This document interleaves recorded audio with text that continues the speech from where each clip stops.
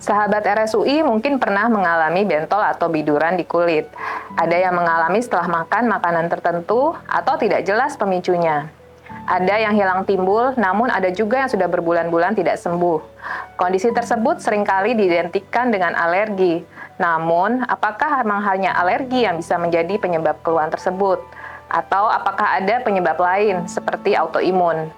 Bagaimana membedakannya, dan apakah alergi dan autoimun itu bisa muncul bersamaan?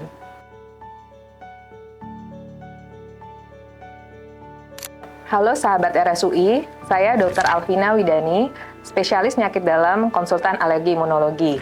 Hari ini kita akan membahas tentang alergi dan autoimun, bagaimana cara membedakannya, apa penyebabnya, dan bagaimana cara mencegah dan terapinya.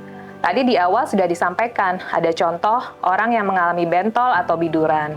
Kondisi tersebut ternyata tidak hanya disebabkan oleh alergi, namun juga bisa karena autoimun.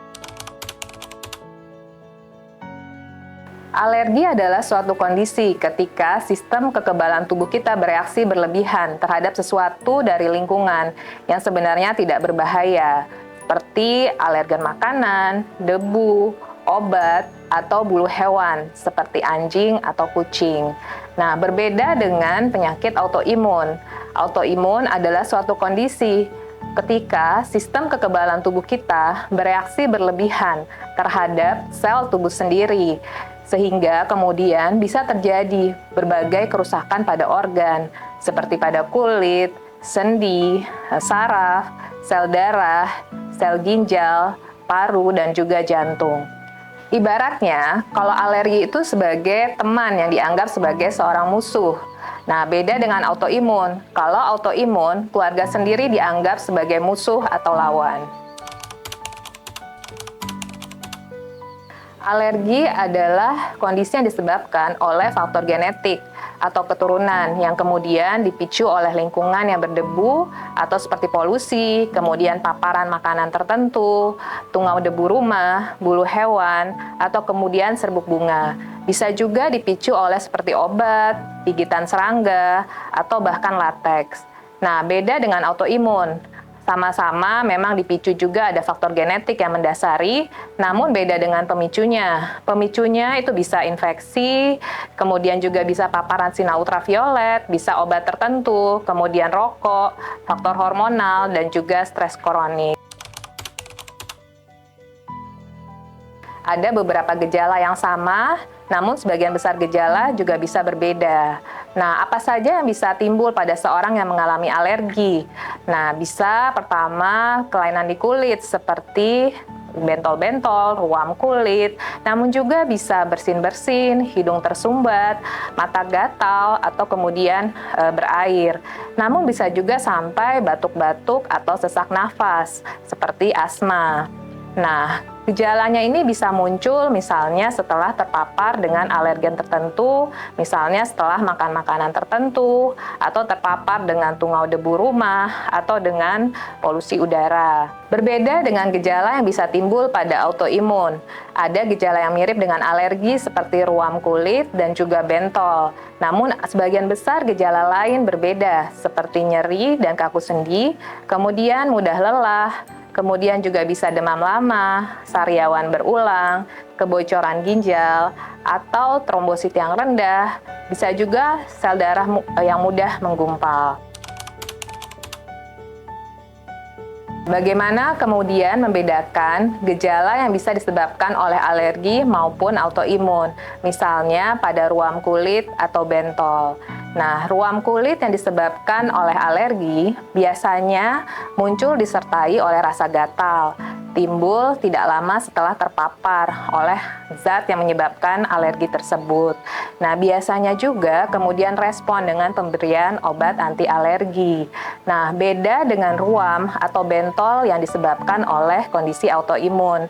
Biasanya muncul lebih lama atau sifatnya kronik, bisa lebih dari 6 minggu, tidak jelas pemicunya apa. Nah, beda juga dari segi ruam. Ruam yang disebabkan oleh penyakit autoimun biasanya tidak gatal, kemudian dia juga ada sedikit menebal dari kulitnya, kemudian dia juga bisa disertai oleh skuama. Nah, itu yang berbeda antara ruam kulit yang disebabkan oleh alergi dan juga dengan autoimun. Bagaimana kemudian dokter mendiagnosis antara penyakit alergi dan juga autoimun? Pertama, untuk penyakit alergi, sebenarnya sama dengan kondisi penyakit lain, dimulai dengan wawancara dan juga pemeriksaan fisik. Dari wawancara, dokter bisa mengetahui bagaimana gejala yang lengkap, kapan terjadinya, apa saja yang memicu, dan apa saja yang meringankan. Dan biasanya disertai oleh berbagai gejala alergi yang sudah saya sampaikan sebelumnya.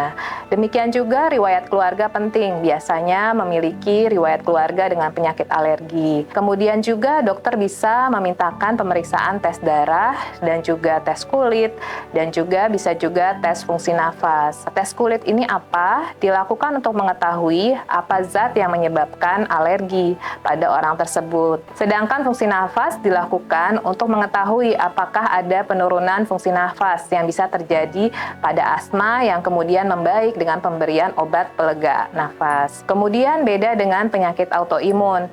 Penyakit autoimun ini juga sama, kita melakukan wawancara untuk mengetahui gejala apa saja yang muncul dan juga biasanya satu penyakit autoimun disertai oleh berbagai gejala penyakit autoimun yang saya sampaikan sebelumnya. Misalnya tadi bentol atau ruam bisa juga disebabkan oleh penyakit autoimun. Bedanya dengan pada kondisi penyakit alergi, bentol pada autoimun misalnya disertai oleh berbagai gejala penyakit autoimun lain, seperti misalnya gejala demam, kemudian bisa juga nyeri sendi, atau mudah lelah.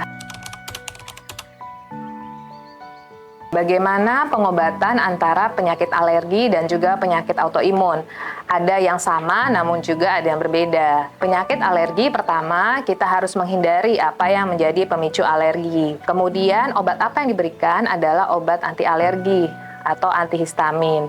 Selain itu juga kadang-kadang pada kondisi yang berat atau akut bisa diberikan obat namanya kortikosteroid. Selain itu juga ada namanya imunoterapi yang bisa kemudian dilakukan untuk agar orang tersebut kemudian bisa berkurang reaksi alerginya. Kemudian bagaimana dengan penyakit autoimun? Penyakit autoimun obatnya agak berbeda dengan kondisi penyakit alergi. Kalau pada penyakit autoimun, obat yang digunakan adalah bersifat menekan respon imun. Namanya ada steroid dan juga imunosupresan. Selain itu juga ada yang namanya obat agen biologik untuk penyakit autoimun tertentu. Selain itu juga harus sering kontrol karena biasanya obat-obatan tersebut digunakan secara teratur dan berkala dan kemudian harus disesuaikan dosisnya oleh dokter. Bagaimana kemudian cara mencegah dari penyakit alergi maupun autoimun? Pada prinsipnya adalah dengan gaya hidup sehat supaya sistem kekebalan tubuh kita bisa berfungsi dengan baik. Pertama, jaga pola makan sehat, hindari makanan-makanan yang bersifat ultra processed food dan juga setiap individu kadang memiliki pemicu yang berbeda. Apakah itu memicu gejala alerginya ataupun gejala autoimun. Selain itu juga penting untuk bisa istirahat dengan cukup. Tidak hanya jumlah jam tidur yang cukup, namun juga kualitas tidur harus cukup. Kemudian aktivitas fisik teratur yang disesuaikan dengan kemampuan, kemudian hindari juga merokok. Selain itu, stres juga bisa menjadi pemicu alergi maupun autoimun, sehingga harus bisa beradaptasi dengan stres. Jangan lupa juga vitamin D itu penting untuk kesehatan. Vitamin D itu bisa didapatkan dari paparan sinar matahari. Namun harus diperhatikan, ada kondisi yang tidak boleh terpapar dengan sinar matahari, seperti lupus yang merupakan suatu kondisi autoimun yang tidak boleh terpapar oleh sinar matahari yang berlebihan. Selain itu, vitamin D juga bisa didapatkan dari sumber makanan dan juga pada kondisi tertentu kalau vitamin D-nya masih kurang bisa didapatkan dengan dari suplementasi vitamin D yang disertai dengan asupan kalsium yang cukup. Kalau sahabat RSUI kemudian mengalami gejala Gejala alergi seperti ruam berulang, biduran, bersin-bersin, atau sesak, kemudian atau juga gejala seperti gejala autoimun, jangan kemudian diabaikan. Segera konsultasi dengan dokter spesialis penyakit dalam atau konsultan alergi imunologi di Rumah Sakit Universitas Indonesia. Terima kasih sudah menonton, jangan lupa like, subscribe, dan bagikan video ini supaya lebih banyak orang tahu tentang bedanya alergi dan juga penyakit autoimun.